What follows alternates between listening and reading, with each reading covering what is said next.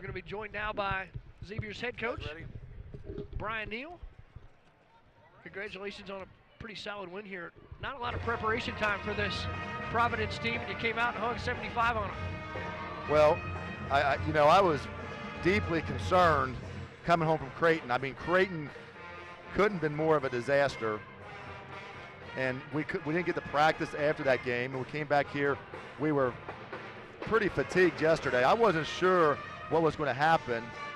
It was really neat to see our club respond that way, after such a tough trip, and so I feel pretty good about that. Did you go a little bit crazy when you saw some of those early misses? Some layups weren't falling for you, and no, start to kind of wear on you a little bit, going, oh no. To be honest with you, if you can get those shots, you feel like you probably get a couple more. So we were when you get 3 uncontested rebounds, uncontested layups, you figure we're going to get there, and for whatever reason we were getting baseline, and we started getting them, so it worked out. Was that kind of something that you focused on? Did you think that you had an ability to take them off the dribble a little bit? Well, I think we can take a lot of teams off the dribble if we pass the ball first. And you guys probably don't care about this, but we played up at Creighton the other day and had 71 possessions, and about 45 times of those possessions we passed the ball 2 times or less. So one of our goals today was simply pass the ball. And so because if you move the ball, you move the defense, and when you move the defense, it opens up gaps. So, against most teams, if you move the ball, you got a good chance of being able to attack them. Yeah, and I think you guys did a fantastic job of moving the ball against their pressure, and when they went to the zone, you were able to kind of attack it by that ball movement. Yep, that's exactly right. 14 assists on 27 makes here this afternoon, so half your baskets and an assist here today. Talk a little bit about your defensive effort. 19 turnovers, 24 points off. Well, those turnovers, those steals, that's all part of our game plan. We can't overpower you in there, so we have to kind of trick you. And we try to put them in a certain spot on the floor, and when that ball gets there, we know it's got to go somewhere else. So we want to anticipate it, we want to steal that.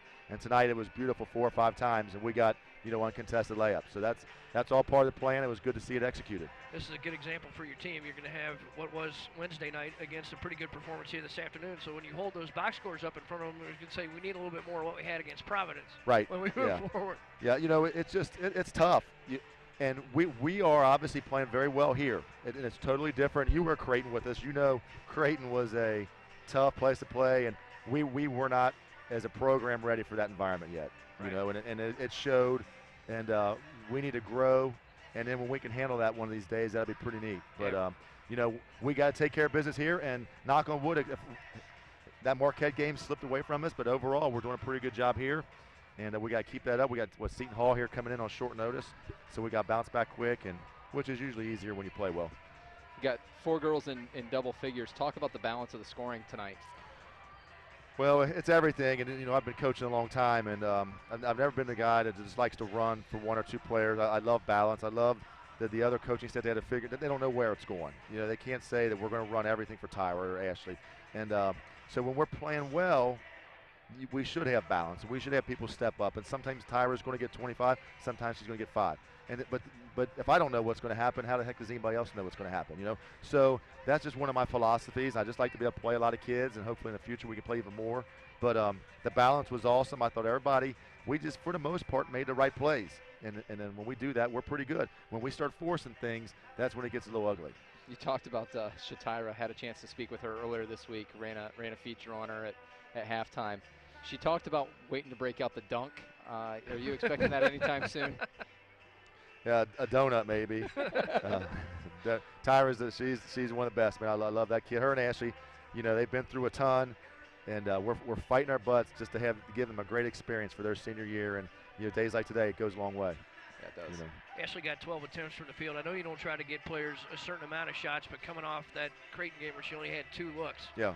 Nice rebound for her today. Well, you have to give Creighton a lot of credit too. If we want, yeah, they're number 2 in scoring defense. Yeah, in the conference. That guy's been there for 12 years, and he's got a 12-year head start on me.